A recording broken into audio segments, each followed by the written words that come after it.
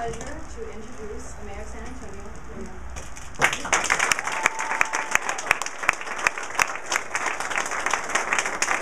Thank you very much, Maria.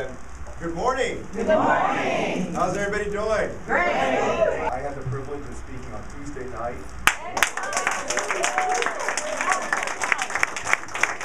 Let me just tell you, a few weeks ago when I got the call asking if I would be speaking, two emotions set in. One was just terrific excitement about the opportunity, and the other one was, oh man, I got to get ready for this. An anxiety about speaking. And right before I walked on to the stage, because my twin brother Joaquin introduced me, there's this stagehand that manages the stage. His name is Jim. He's a veteran. He's probably about 70 years old, and the guy's meticulous.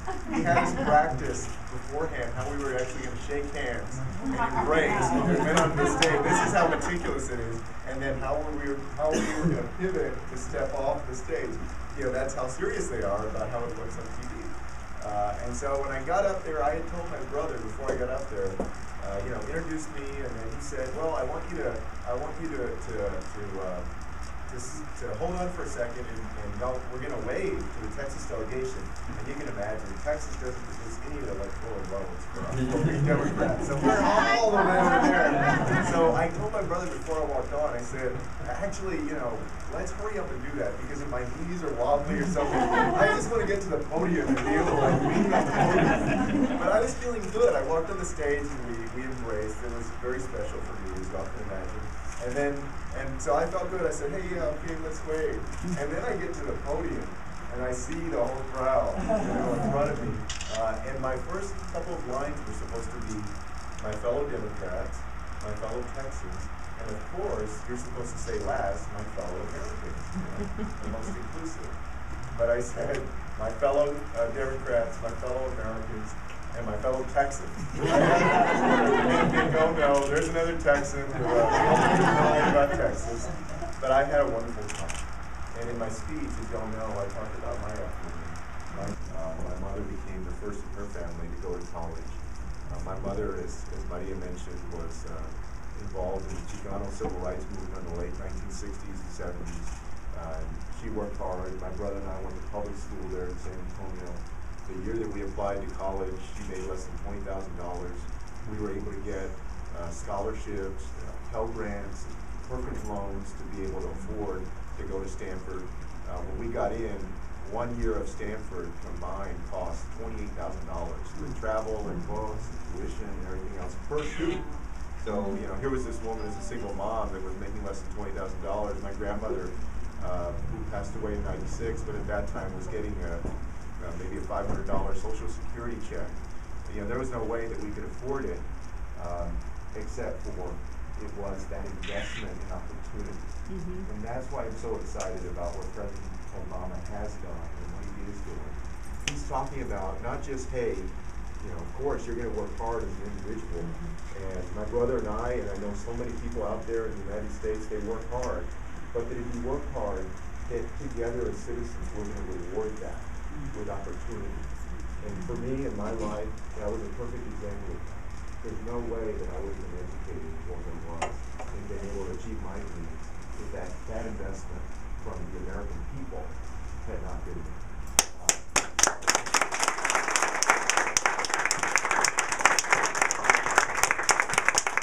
I talked at the end about now the next generation in my family.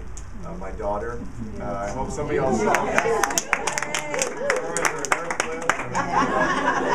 She stole the show. And that was supposed to be the most poignant moment of the whole thing. I was talking about, the passing of the torch and really that I would tell her que Dios te bendiga. And then they have her on the jumbo the big screen, flipping her hair. And I'm saying this that's supposed to be very emotional, and I hear a laugh from the crowd. But as a father, and I know like y'all who have your own children and grandchildren, what we want for them is we want them to achieve their dreams. You go into a classroom and you ask a third grade class, what do you want to be? And right away, their hands shoot up. They want to be an astronaut, or they want to be a teacher, or a firefighter, or a police officer, whatever it is. And we want those dreams to come true. and we want them to work hard, but again, we also know that it's going to take something from the nation as well, from all of us as citizens. And so when I think about my daughter growing up, I want her to be able to achieve her dreams. I'm also worried in this election that as a girl, a young girl, and then a woman, that we have two candidates here who have a very different view of what women ought to be able to live their lives like in the future. And as a dad, I don't want any encumbrances, I don't want any limits on what my daughter can do. So,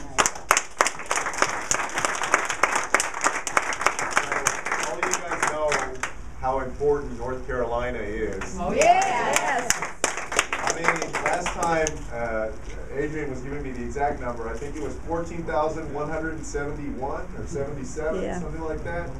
That's like that. And that means that it takes everybody. And that's why I wanted to come here and say thank you for coming out today, but more importantly for all the work that y'all have been doing and the work that still needs to be done.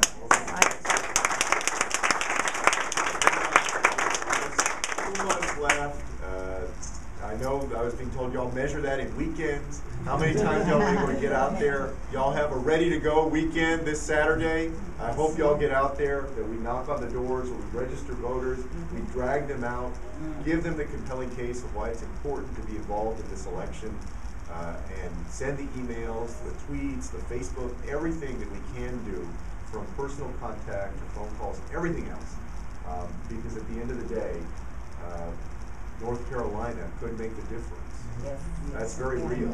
And I think all of us remember, you remember election night 2000 and watching what happened in 2000 in Florida. And you know, I think that, you know, it should have gone the other direction, but let's assume that we accept the actual count. 537 votes in that election. So every single vote counts, and every voter that you can register matters. And with that, with your hard work, with making sure that you get out there, with bringing new voices to the table and letting their aspirations be reflected in their vote, we're going to make sure that we re-elect a president out of North Carolina.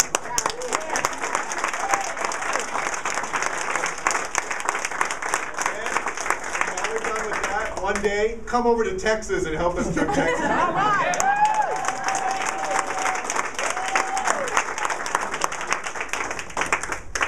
Tengo una pregunta. I have a question. ¿Cómo sabemos que eres tú? How do we know that you're you? How do we know that you're you and not your brother? Yes. So my brother and I, of course, are twins.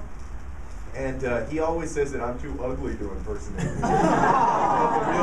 The real difference is the wedding ring. He also has a little bit less hair than I do. And Joaquin is running for Congress in San Antonio. In Texas, you know, Henry B. Gonzalez in Texas was either the first or the second Latino that was ever elected to Congress. Roy Ball out of LA was, they were one or two. And we grew up in that congressional district, District 20. And then his son has held it for about 12 or 13 years, and he's retiring. And so Joaquin is running, and it looks like he'll be elected. And I tell him that in about 2 years, the way to tell us apart will be all the gray hair he has. Who wrote your speech? I wrote part of it, and speechwriters wrote part of it. So what happened was that as soon as I got the call, right, we knew that there would have to be a speech that was written that was fit me and was powerful. So Joaquin and I got together, and we created text and then general ideas, and we submitted it to the speechwriters. They came back with a full speech. I took about 35 to 40% of that and left the other on the floor. And submitted a full speech back. They came back with revisions to that, and we literally, by the end of it, probably had about 17 or 18 different iterations of that, different drafts. So at the end of the day, it was what I wanted to say, it was my voice. It was important for me to take both the ideas that I wanted to get across, and then some ideas, a couple of ideas that they wanted to make sure that I had in there, and make sure it was what I wanted to say. So I was very pleased with it at the end. Yeah. When we're out registering voters, and I'm not Latin American, can you give me like maybe 3 key things to say to try to encourage individuals to register to vote and then to vote? Yeah, I think that in the Latino community particularly, tying it to the destiny of their family, very family oriented, very concerned about the schooling, the education. Education, I think, has always been the biggest deal for the Latino community, making sure that in this country that their children have the ability to be upwardly mobile. Secondly, it's a real community of faith. And so I've always found that as much as we can work with churches and other organizations that center around faith, that's a good thing. Because I know in San Antonio, Texas, that traditionally that was one of the ways that folks did care for each other, and the Latino community is a community of faith. Then I would also say that at the end of the day, what this entire election has been about is the economy. Laying out the vision that President Obama has stated versus the other vision. President Obama has invested in upward mobility in the middle class and the ability to reach the American dream. And the alternative is a candidate who wants to give more tax breaks to people who have already made it, to millionaires. And one of the things that I told the press yesterday, as you can imagine, I've been doing press interviews, is that when the Latino community hears that tax policy by Mitt Romney favors people who make over $1 million, the vast majority of Americans in general, that doesn't describe where we're at. Right.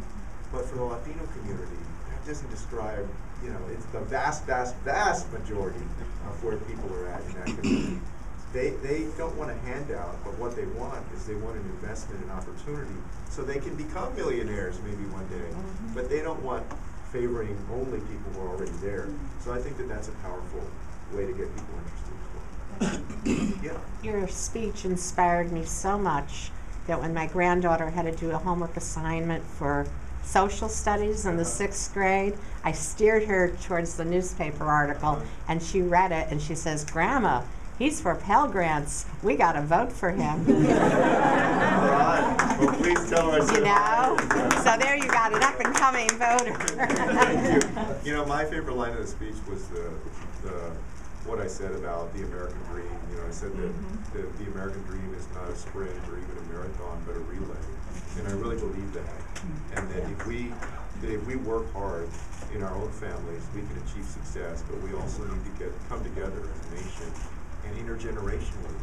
My grandmother didn't achieve what we would consider the American dream. She didn't own a house. She didn't even have a bank account.